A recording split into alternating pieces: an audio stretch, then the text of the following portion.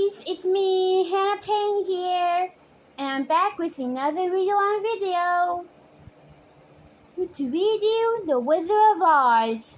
When I can read you the 12th chapter, when Dorothy and her friends are about to stop and destroy the Wicked Witch of the West. Do you think they will?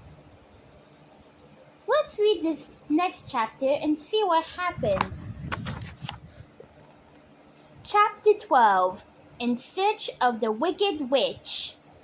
The next morning, Dorothy asked the guardian of the gates which road leads to the Wicked Witch of the West. There is no road, answered the guardian of the gates. No one ever wishes to go that way.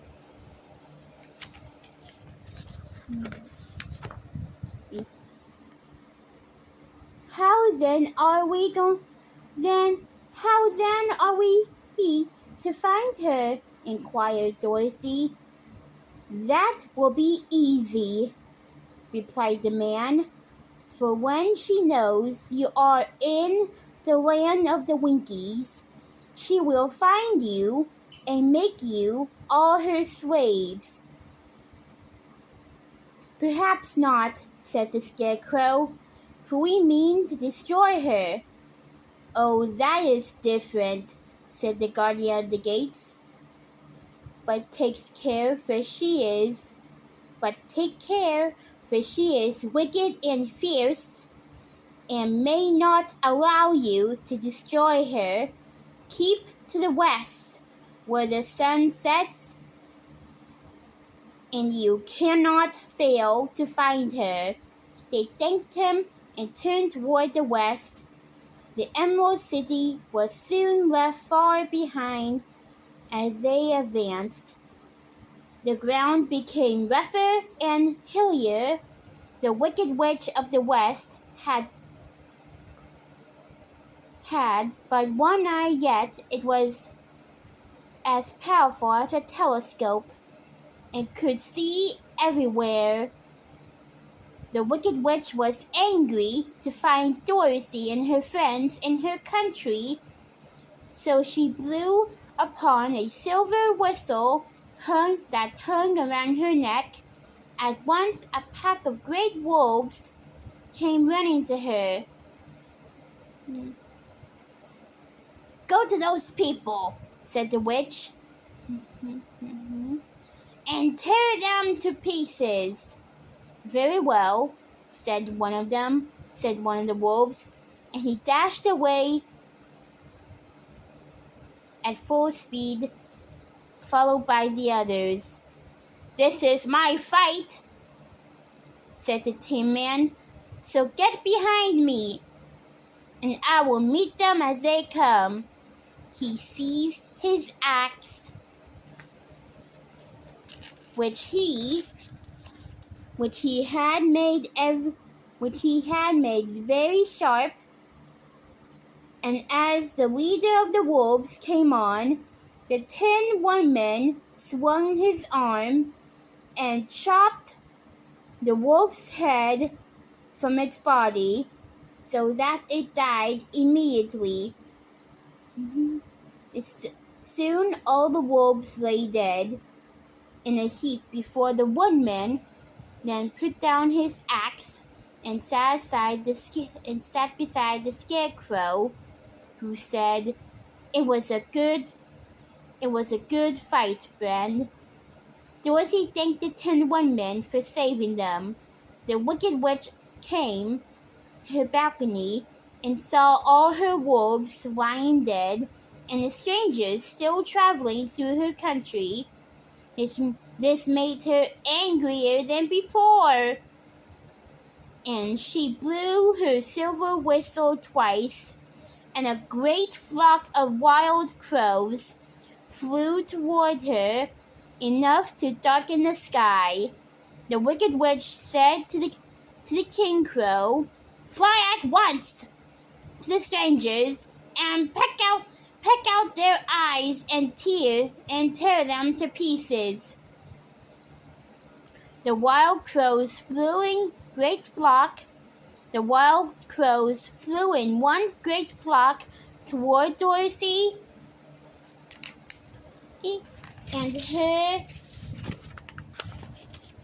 and her friends. When Dorothy saw them coming, she was afraid, but the Scarecrow said, "This is my battle, so lie down beside me, and you will not be harmed. Sorry. So they all lay upon the ground, except the Scarecrow, and he stood up and stretched out his arms. When the crows saw him, they were frightened, as these birds were scared of scarecrows. But the King Crow said, It is only a stuffed man. I will pick his eyes out." The King Crow flew at the Scarecrow, who caught it by the head and twisted its neck until it died. Then another crow flew at him, and the Scarecrow twisted its neck also. At last, all the crows were lying dead beside him. Then he called to his friends to rise, and again they went upon their journey. When the Wicked Witch looked out again and saw all her crows lying in a heap, she got into a terrible rage and blew 3 times upon her silver whistle, and a swarm of black bees flew toward her. "Go to the strangers and sting them to death," commanded the witch. The bees turned and flew rapidly until they came to where Dorothy and her friends were walking. But the one man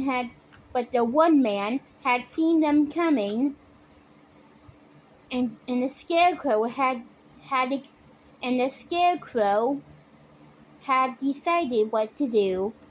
"Take out my straw and scatter it over the little girl and the dog and the lion," and he said to the one man, "and the bees cannot sting them." The tin one man did this, and as Dorothy lay close beside the lion and held Toto in her arms, the straw covered them entirely.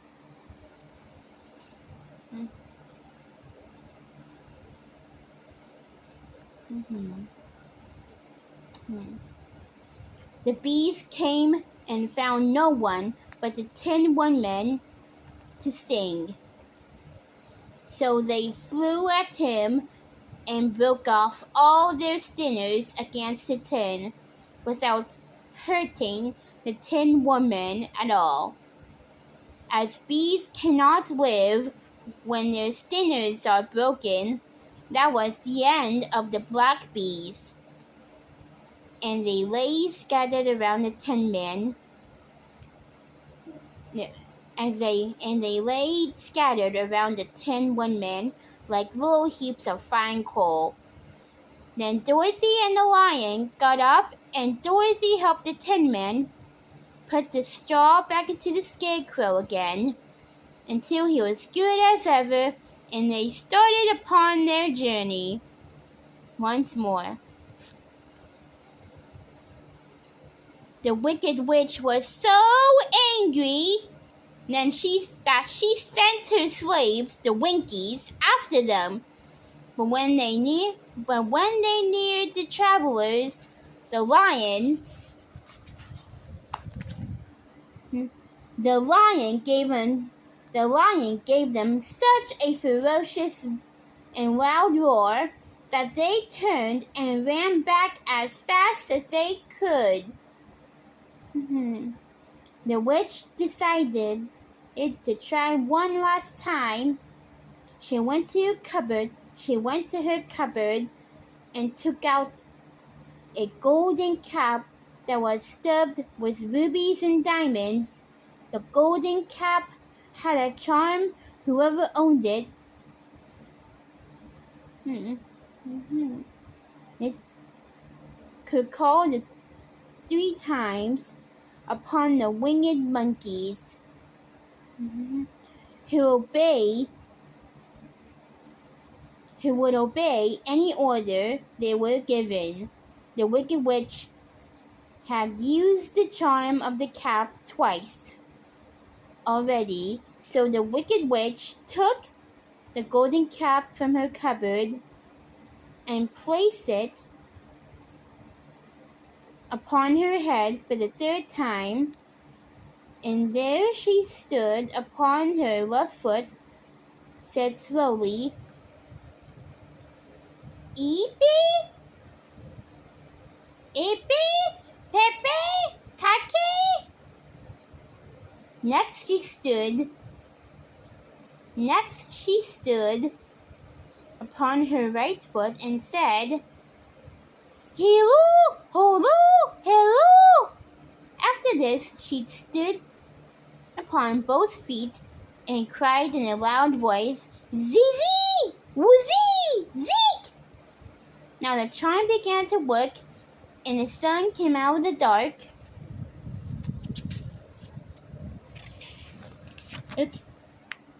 And the sun came out of the dark sky, and the Wicked Witch was surrounded by a crowd of monkeys, each with a pair of intense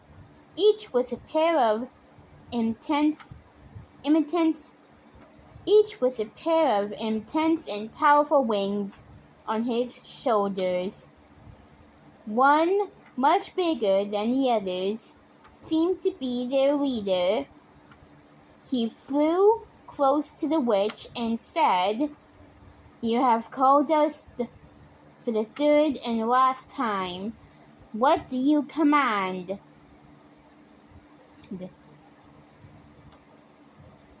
"Go to the strangers who are within my land and destroy them all except the lion," said the Wicked Witch. Bring that beast to me, for I have a mind to harness him like a horse and make him work." Some of the monkeys seized the Tin Man and dropped him over the rocks, where he lay so battered and dented that he could neither move nor groan. Others caught the Scarecrow, and with their long fingers pulled the straw out of his clothes, and they made his hat, boots, and clothes into a small bundle and threw it on top of the branches of a tall tree. The remaining monkeys threw pieces of snout rope around the lion and wound many coils about his body, his head and legs, until he was unable to bite or scratch or struggle in any way. Then they lifted him up and flew away with them to the witch's castle, where he was placed in a small yard with a high iron fence surrounded, so that he could not escape. When they turned toward Dorothy, who stood there with Toto, they dared not harm her, for she was protected by the mark of the Witch of the North. So carefully and gently they lifted Dorothy in their arms and carried her swiftly through the air until they came up to the castle, where they set her down upon the front doorstep. The witch was both surprised and afraid when she saw the mark on Dorothy's forehead. Even more so when she saw the silver slippers. But when she saw the innocence behind the girl's eyes, she laughed to herself. She does not know about the silver slippers and their power. I will make her my slave. She took Dorothy to the kitchen, where she made her scrub the floor, wash the dishes, and keep the fire fed. Dorothy quietly did all that she was told to do, glad that the witch decided not to kill her. Glad that the witch decided not to kill her. While Dorothy worked, the witch would go to where the lion was kept and would try to harness him. But he gave such a frightening roar that she ran back and slammed the door shut. She told him that he wouldn't get anything to eat without her knowing. Dorothy brought food from the kitchen every night for the lion. Now the Wicked Witch wanted to have the silver slippers to become more powerful. She watched Dorothy closely and found out that the only time the slippers were taken off was in the night. When Dorothy would bathe, the witch dared not to go in at that time, for she feared water more than anything else. One day, when Dorothy was scrubbing the floor, the witch used her magic to put an invisible rod on the floor. Not able to see it, Dorothy tripped and fell. And on doing so, a slipper came off.